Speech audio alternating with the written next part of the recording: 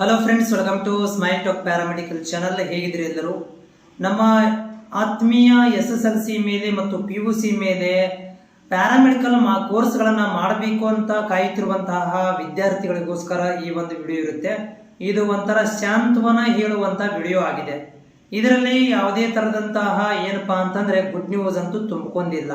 ಯಾಕಂತಂದ್ರೆ ನಾವು ಸತತವಾಗಿ 2 ತಿಂಗಳಿಂದ ನಾವು ಕಾಯ್ತಾ ಇದ್ದೇವೆ. ಪ್ಯಾರಾಮೆಡಿಕಲ್ ಅಪ್ಲಿಕೇಶನ್ ಬಗ್ಗೆ ಏನಾದರೂ ಗುಡ್ ನ್ಯೂಸ್ ಸಿಗುತ್ತಾ, ಗೌರ್ಮೆಂಟ್ ಅಪ್ಲಿಕೇಶನ್ಗಳನ್ನ ಕರೆಯುವುದರ ಬಗ್ಗೆ ಅಂತೇಳಿ ನಾವು 2 ತಿಂಗಳಿಂದ ಕಾಯ್ತಾನೆ ಇದ್ದೀವಿ. ಮಾಹಿತಿಗಳನ್ನ ಕಲೆಕ್ಟ್ ಹಾಕ್ಲಿಕ್ಕೆ ಪ್ರಯತ್ನಗಳನ್ನ ಮಾಡ್ತಾ ಇದ್ದೀವಿ. ಆದರೆ ಯಾವುದೇ ತರದಂತಹ ನಮ್ಮ ವಿದ್ಯಾರ್ಥಿಗಳಿಗೆ ಅನುಕೂಲವಾಗದಂತಹ ಮಾಹಿತಿ ಈವರೆಗೆ ಕೂಡ ಸಿಕ್ಕಿಲ್ಲ. ಯಾಕೆ ಅಂತಂದ್ರೆ ನೋಡಿ, ಏನಾಯ್ತು ಅಂತಂದ್ರೆ ಇಲ್ಲಿ ನಾನು ನಿಮಗೆ ಸತತವಾಗಿ ಪ್ಯಾರಾಮೆಡಿಕಲ್ ಬೋರ್ಡ್ ಅಲ್ಲಿರುವಂತಹ ಅಪ್ಡೇಟ್ಗಳನ್ನ ಮಾಡ್ತಾನೆ ಇರ್ತೇನೆ. ಆಮೇಲೆ ಜೊತೆಗೆ ಪ್ಯಾರಾಮೆಡಿಕಲ್ ಬೋರ್ಡ್ ಅಲ್ಲಿ ಇರುವಂತಹ ನಂಬರ್ಗೆ ಕಾಂಟ್ಯಾಕ್ಟ್ ಮಾಡಿದ್ರೆ ಈವರೆಗೂ ಕೂಡ ರೀಚ್ ಆಗ್ತಿಲ್ಲ. 15 ದಿನ ಆಯ್ತು. ಈಗ ನಂಬರ್ ಮಾತ್ರ ಏನಾಗ್ತಾ ಇಲ್ಲ ಅಂತಂದ್ರೆ ಕನೆಕ್ಟ್ ಆಗ್ತಾ ಇಲ್ಲ, ಏನು ಹೇಳ್ತಾ ಇಲ್ಲ.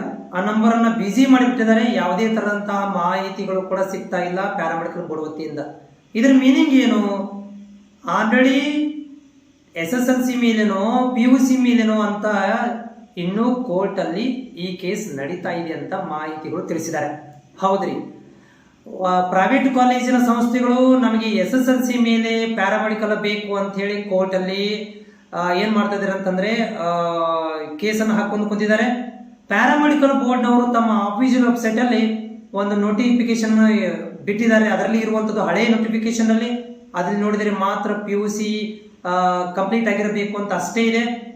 ಇವೆರಡೂ ಕೂಡ ಏನ್ ಮಾಡಿದವಪ್ಪ ಅಂತಂದ್ರೆ ಇಲ್ಲಿ ಕೋರ್ಟ್ ಅಲ್ಲಿ ಈಗ ಕೇಸ್ ನಡೀತಾ ಇದೆ. ಹೀಗಾಗಿ ಪ್ಯಾರಾಮೆಡಿಕಲ್ ಬೋರ್ಡ್ನವರು ಕೂಡ ಡಿಸಿಷನ್ ತಗೊಳ್ಳಿಕ್ಕೆ ಇನ್ನೂ ತಯಾರಿಲ್ಲ. SSLC ಮೇಲೆ ಅಪ್ಲಿಕೇಶನ್ ಬಿಡಬೇಕು ಅಥವಾ PUC ಸೈನ್ಸ್ ಮೇಲೆ ಮಾತ್ರ ಬಿಡಬೇಕು ಅನ್ನೋದು ಕೂಡ ಇನ್ನೂ ಕನ್ಫರ್ಮೇಶನ್ ಆಗ್ತಾ ಇಲ್ಲ. ಯಾಕಂದ್ರೆ ಅದು ಕೋರ್ಟ್ ಅಲ್ಲಿ ಇನ್ನೂ ಕೇಸ್ ನಡೀತಿದೆ. ನೀವು ಅನ್ಬೋದು ಆಲ್ರೆಡಿ ಪೇಪರ್ ಅಲ್ಲಿ ಬಂದಿದೆ, ಕೋರ್ಟ್ ಇಂದ ಡಿಸಿಷನ್ ಆಗ್ಬಿಟ್ಟಿದೆ. ಆಮೇಲೆ SSLC ಮೇಲೆ ಪ್ರೈವೇಟ್ ಕಾಲೇಜುಗಳಲ್ಲಿ ಅಡ್ಮಿಷನ್ ಗಳನ್ನು ತಗೊಂತಾ ಇದ್ದಾರೆ. ಎಲ್ಲಾನು ನಿಜ, ಕೋರ್ಟ್ ಆರ್ಡರ್ ಬಂದಿದ್ದು ನಿಜ.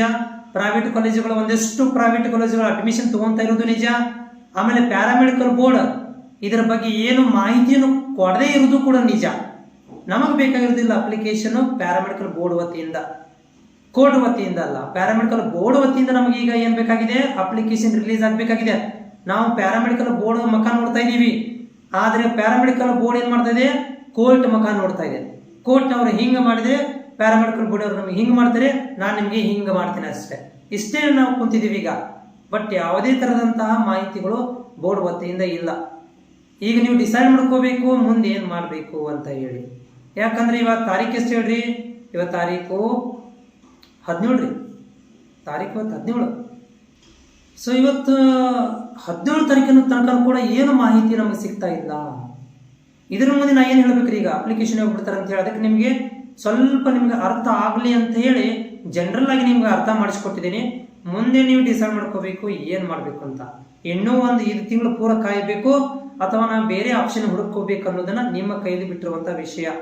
ಹಂಗೇನಾದ್ರೂ ಮಾಹಿತಿ ಬಂದ್ರೆ ನಾವು ಪಕ್ಕಾ ತಲುಪಿಸ್ತೇನೆ ನಿಮ್ಗೆ. ಅದು SSLC ಮೇಲೆ ಬಂದ್ರು ತಲುಪಿಸ್ತೇನೆ, PUC ಮೇಲೆ ಬಂದ್ರು ಕೂಡ ತಲುಪಿಸ್ತೇನೆ. ಬಟ್ ನಾ ತಲುಪಿಸುವಂತ ಕೆಲಸವನ್ನು ನಾನು ಮಾಡ್ತಾ ಇದ್ದೇನೆ. ಆದ್ರೆ ಯಾವುದೇ ತರಂತ ಮೇಲದಿಂದ ಯಾವುದೇ ತರಂತ ಇದುವರೆಗೆ ಕೂಡ ಮಾಹಿತಿ ಬಂದಿಲ್ಲ.